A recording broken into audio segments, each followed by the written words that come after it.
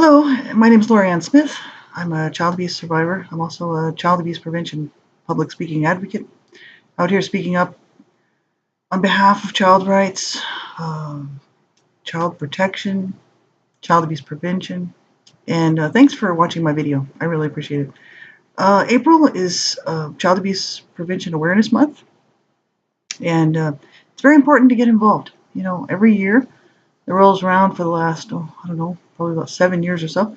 I try to do a video and or some sort of article, publication, or whatever to get involved and to raise my voice and be part of the change. Children are dying needlessly. Children are being abused. The ones that don't die, abused children. For every case that's reported and a child is helped, and gotten to safety, so many more will not make it. They will end up in the morgue, or they'll end up just lying in there, wherever they're at, being abused for however long. This is a horrific situation. I'm just one survivor. There's lots and lots of survivors out there. In the United States, I think the number is just for child sexual abuse alone, 60 million survivors alive today. Child sexual abuse, CSA. I'm just one voice speaking out against all types of child abuse, all forms of child abuse. Whether it's verbal abuse, child physical abuse, child sexual abuse, psychological abuse, emotional abuse, spiritual abuse. It's wrong. And I'd say probably about 2009, I decided to get involved and started to realize that my voice does count. I'm a survivor myself. My parents being brought up on abuse charges, child abuse charges. We were not removed from the home, and the abuse just continued on and on and on and on, and destroyed our family, destroyed my siblings, several of them, and nearly destroyed me. And so I have a voice. It's important to use it. You have a voice. It's important to use it. If you ever notice and take a look around in your own community at what type of work is being done in the public sector, not the private sector, the public sector, to make noise about the issues of child abuse, child sexual abuse, of any type of child abuse, period, neglect, doesn't matter, you will see very little. Once in a while you see a billboard somewhere. Might see something on TV once in a while, very rare. And unless you search it out online, you're not going to see a lot of information. All you're going to see is headline after headline after headline of these children whose lives have been destroyed by abuse. Whether they live or die, their lives are destroyed. I can sit here and speak about this firsthand. I'm a survivor. And, it's discouraging to see the lack of interest. It's discouraging. This is a daily battle that I fight every day. And children out there fighting for their lives, literally. And it's very discouraging to see that society really, it doesn't matter to them, because they have no relationship with that child or those children. And generally, when children are being abused, someone they might have an idea that child's being abused. They might even know outright that child's being abused, but they will not get them any help. That was my case. It was all of my siblings' case, because we were brought up in the system. We had social workers around, child protective services, CPS was involved. We were left in the home because my mom was very manipulative.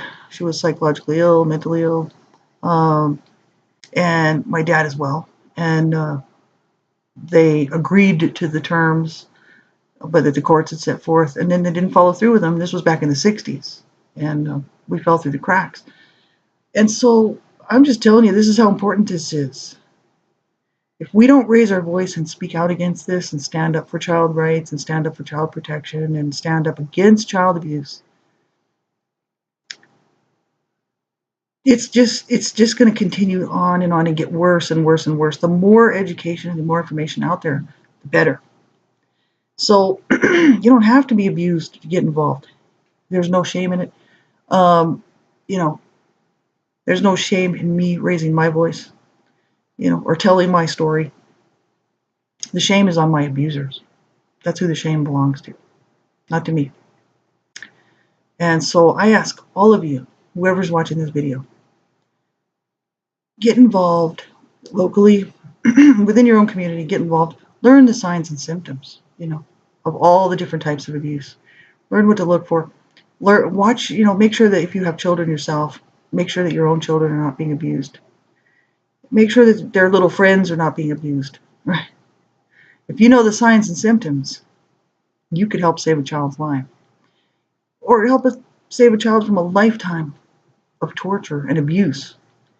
And, learn the signs of the different types: psychological abuse, emotional abuse, physical abuse, child sexual abuse. There's definite signs. You have to know what they are in order to spot it.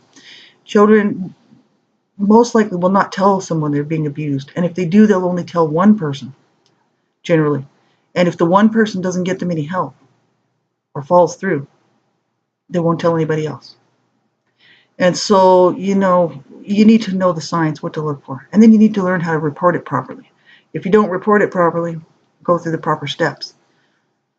You could ruin the case for the child, and the child will be left in the home. It's just so important to get the facts and get the information, There's lots and lots of websites out there with this information on there. Excuse me. You just type in child abuse prevention, and you will see lots and lots, many, many, many great websites with lots of information there.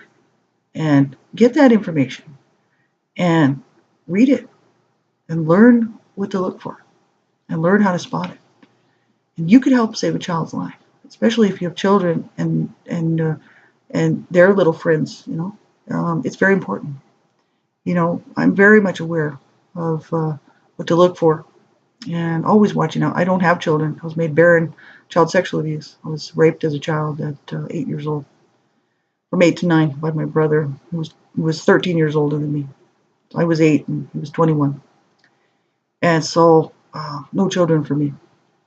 But, I'm still looking out for children, And so, I care about children, right? I could have easily walked on from this, navigated my healing journey, from being abused severely throughout my life by my parents and a sibling. And I could have, after my healing journey was pretty well done, I could have easily just walked on from this. But I can't close my eyes to the truth and the reality. The children are dying.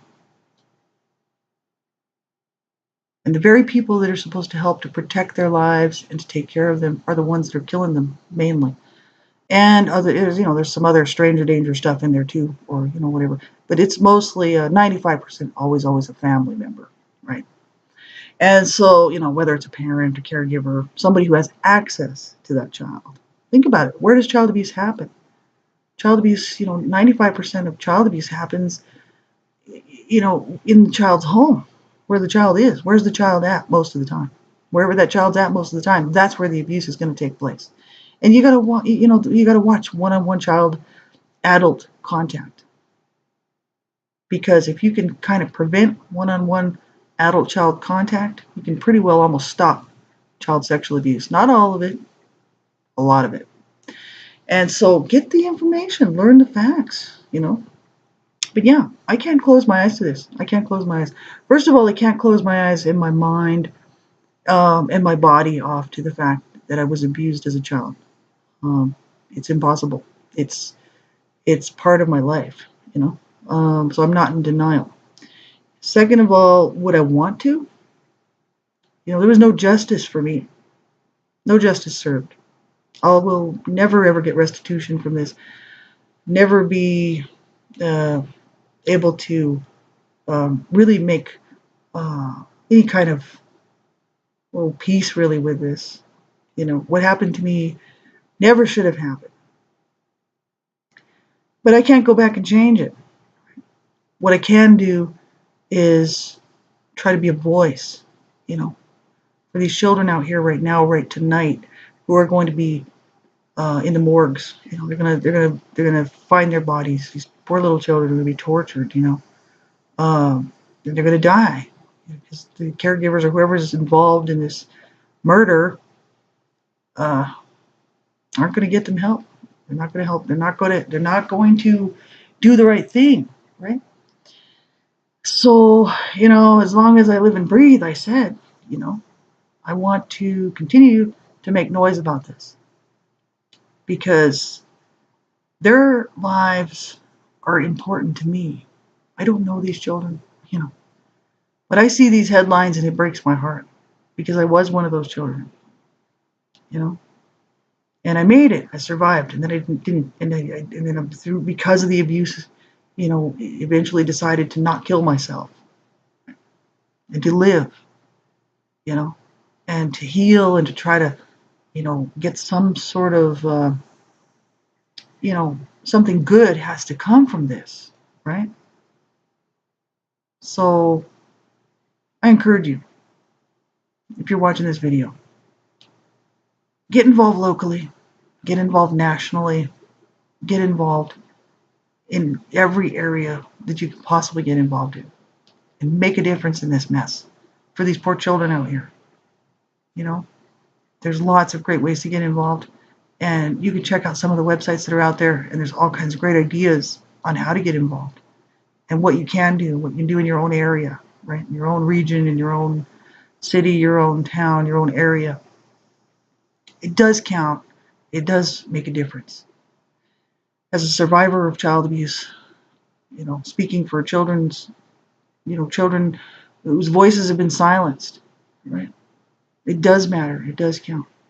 Right? All these children, they do matter. They do count. I mattered. I counted. Right? And I had to learn as an adult then that I do matter and I do count and my voice does count. So get involved, use your voice, and let's help save children's lives. Thanks everybody for watching my videos. I appreciate it. Have a great night. Bye-bye.